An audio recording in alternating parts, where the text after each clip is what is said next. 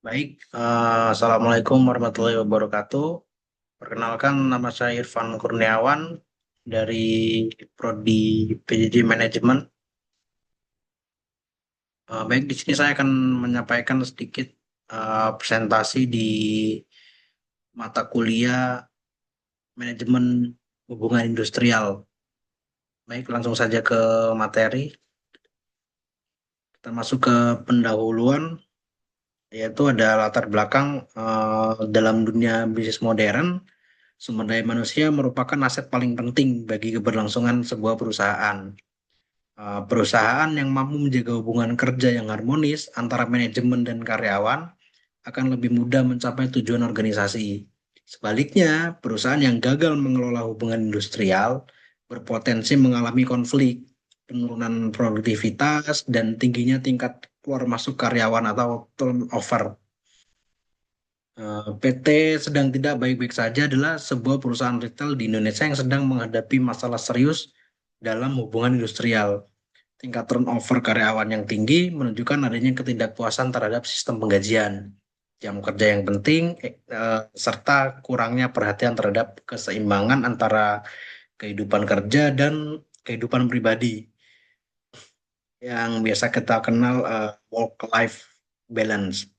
Nah, selain itu, citra perusahaan di mata tenaga kerja juga memburuk sehingga menyulitkan proses perekrutan karyawan baru.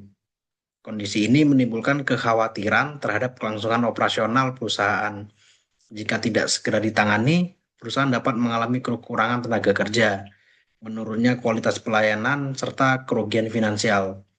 Oleh karena itu, diperlukan analisis dan solusi berbasis manajemen hubungan industrial untuk mengatasi permasalahan tersebut. Lalu kita masuk ke rumusan masalah. Berdasarkan latar belakang tersebut, rumusan masalah dalam makalah ini adalah bagaimana perusahaan dapat mencegah masalah hubungan industrial seperti yang terjadi pada PT sedang tidak baik-baik saja. Lalu ada bagaimana peran serikat pekerja dan manajemen dalam menciptakan lingkungan kerja yang kondusif. Kebijakan apa saja yang dapat direkomendasikan berdasarkan praktik terbaik dalam manajemen hubungan industrial. Uh, Lalu kita masuk ke tujuan penulisan, yaitu yang pertama ada menganalisis penyebab dan dampak masalah hubungan industrial pada PT sedang tidak baik-baik saja. Lalu kemudian menjelaskan peran manajemen dan serikat pekerja dalam menciptakan hubungan kerja yang harmonis. Lalu yang ketiga yaitu memberikan rekomendasi kebijakan untuk memperbaiki hubungan industrial perusahaan. Lalu kita masuk ke bab 2 yaitu landasan teorinya. Hubungan industrial adalah hubungan antara pekerja, pengusaha, dan pemerintah dalam suatu sistem kerja yang bertujuan menciptakan keharmonisan, keadilan, dan kesejahteraan bagi semua pihak. Hubungan industrial yang baik ditandai dengan adanya komunikasi, kepercayaan, dan kerjasama antara manajemen dan karyawan. Menurut konsep manajemen sumber daya manusia, hubungan industrial yang sehat akan meningkatkan produktivitas, menurunkan konflik, serta menciptakan iklim kerja yang kondusif. Lalu ada turnover karyawan, yaitu tingkat keluar masuk karyawan dalam suatu organisasi. Turnover yang tinggi biasanya menunjukkan adanya masalah dalam kepuasan kerja, sistem kompensasi, lingkungan kerja, atau kepemimpinan. Tingginya turnover berdampak pada meningkatnya biaya rekrutmen, pelatihan, dan terganggunya operasional perusahaan. Lalu kita masuk ke work-life balance, yaitu keseimbangan antara tuntutan pekerjaan dan kehidupan pribadi karyawan. Jika keseimbangan ini terganggu, karyawan akan mengalami stres, kelelahan, dan menurunnya motivasi kerja. Lalu kita masuk ke analisis kasus PT sedang tidak baik-baik saja. Permasalahan yang dihadapi yaitu PT sedang tidak baik-baik saja mengalami beberapa masalah utama. Contohnya, sistem penggajian yang dianggap tidak adil dan tidak kompetitif, jam kerja yang panjang dan kurang fleksibel, kemudian minimnya perhatian terhadap kesejahteraan karyawan, lalu reputasi perusahaan yang buruk di pasar tenaga kerja. Masalah-masalah ini membuat karyawan memilih mengundurkan diri dan calon tenaga kerja enggan melamar.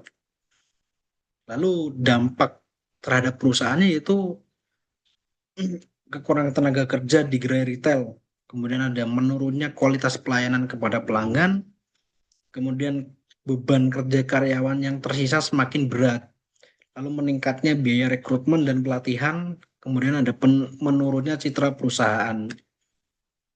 Lalu kita masuk ke bab 4 yaitu peran serikat pekerja dan manajemen. Serikat pekerja berfungsi sebagai wakil karyawan untuk menyampaikan aspirasi dan melindungi hak-hak pekerja. Dalam kasus ini, serikat pekerja dapat memperjuangkan sistem pengupahan yang lebih adil, lalu mengusulkan pengaturan jam kerja yang lebih manusiawi, kemudian menjadi mediator dalam penyelesaian konflik. Lalu kita masuk ke peran manajemen, yaitu manajemen harus bertindak sebagai pihak yang menciptakan kebijakan adil dan transparan. Manajemen yang baik akan mendengarkan aspirasi karyawan, kemudian menjalin dialog dengan serikat pekerja, kemudian mengembangkan sistem kerja yang berorientasi pada kesejahteraan. Lalu kita masuk ke bab 5 yaitu rekomendasi kebijakan. Beberapa kebijakan yang dapat diterapkan adalah menyusun perjanjian kerja bersama atau yang sering kita kenal yaitu PKB. Lalu kemudian menerapkan sistem pengupahan berbasis kinerja. Kemudian menyediakan tunjangan dan program kesejahteraan. Lalu mengatur jam kerja yang wajar, lalu membangun komunikasi terbuka antara manajemen dan karyawan. Kesimpulannya yaitu masalah yang terjadi di PT sedang tidak baik-baik saja disebabkan oleh kegagalan dalam mengelola hubungan industrial. Dengan memperbaiki sistem penggajian, meningkatkan work-life balance, lalu memperkuat peran serikat pekerja dan menerapkan kebijakan ketenaga kerjaan yang adil, perusahaan dapat memulihkan kepercayaan karyawan dan menjaga keberlanjutan operasionalnya. Baik, saya rasa hanya ini yang bisa dapat saya presentasikan.